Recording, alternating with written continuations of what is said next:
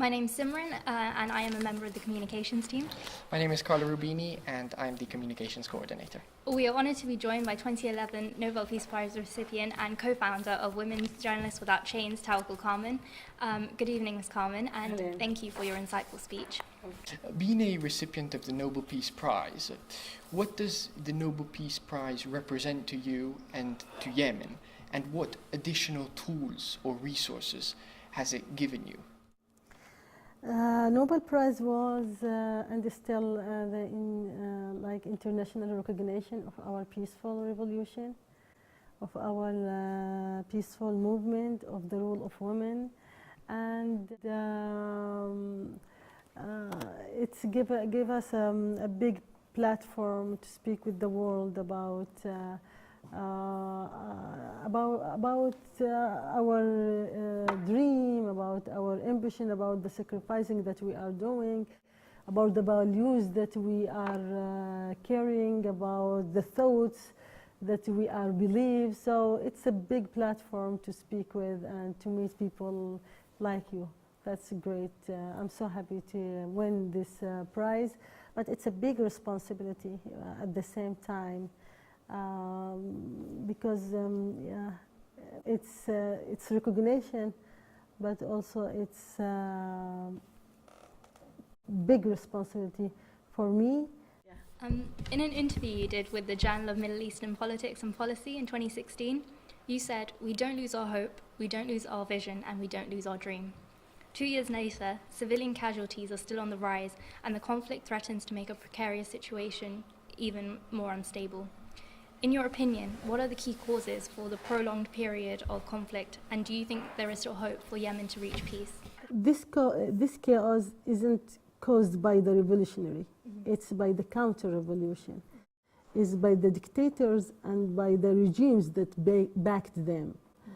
It's because of the international community absence and silence against, in face of the all the sacrifice and of all the bloodshed that is happened everywhere.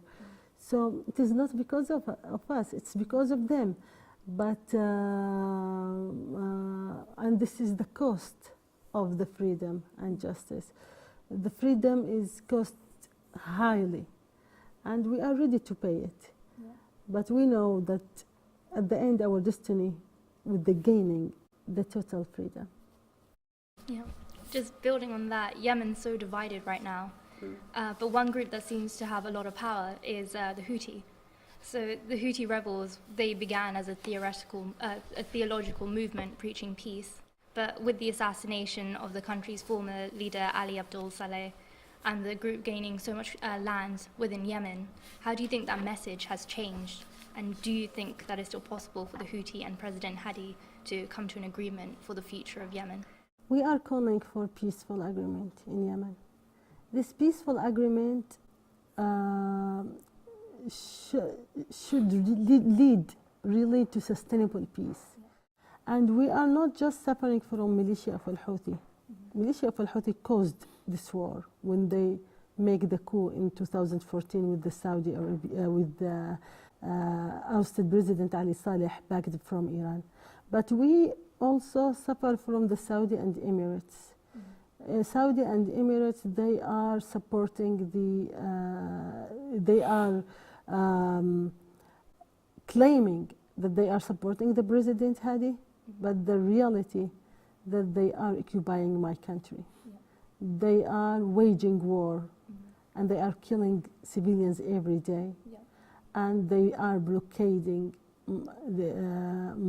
my country in the air and the land and sea. Yeah. And also they are denying our president to return to Yemen. Yeah. And they are creating new militias in the liberated provinces. And they occupying the very important islands, ports and airports. So Saudi and Emirates also is big part of the problem in Yemen. So when we talk about sustainable peace in Yemen, we shouldn't just talk about Houthis. We should talk also about Saudi and Emirates. So with Houthis, we call for agreement that make Houthis hand over their weapons, transfer themselves to be political party, and after that they become member of the national government, and after that together making the referendum for the constitution and organizing the election. And from other side with the Saudi and Emirates, they have to hand over the lands and islands and ports and everywhere that they are there. They have to hand over to the legitimate president. They have to let our legitimate president to return to Yemen, to Aden. And also they have to stop supporting, creating militia. Those militias should be stopped, and they have, if they want to support Yemen, they should support in Yemen. They should support Yemen on building national army, not militias. Yeah. I mean, you mentioned Saudi, and I remember there's a fact from the UN saying that 60% of civilian deaths were caused by Saudi airstrikes. And in the West, we kind of look at Yemen in terms of the violence. But could you tell me more about Yemen that you hope that the country can become, and how you believe we can get as close to that ideal? I believe that Yemen will reach to the moment to be a democratic country, and to be a stable country, and to have peace and rule of law. And we sacrifice for this moment. We make our revolution for this moment, and we are now still in the revolution for this moment, and we will reach to that moment.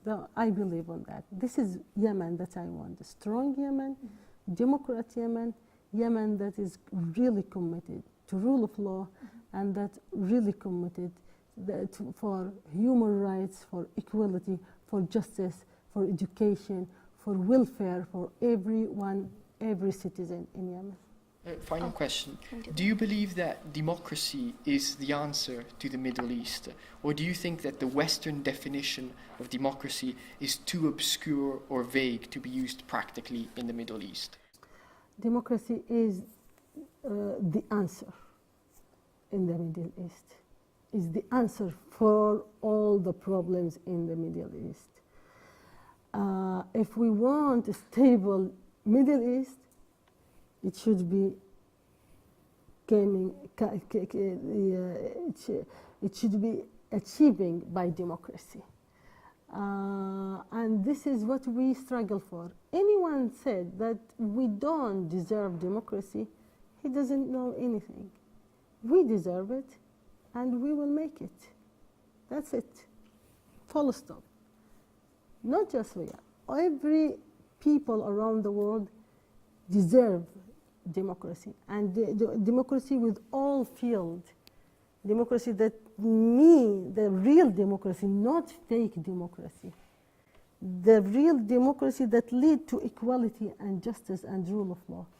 The real democracy that led to the sovereignty of the country, not depending on the others. The real democracy that gave a chance for every citizen to express on himself, has his right of expression.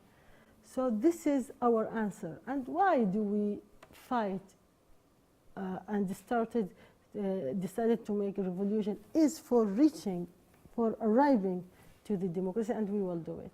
Thank you so much. Thank you so much.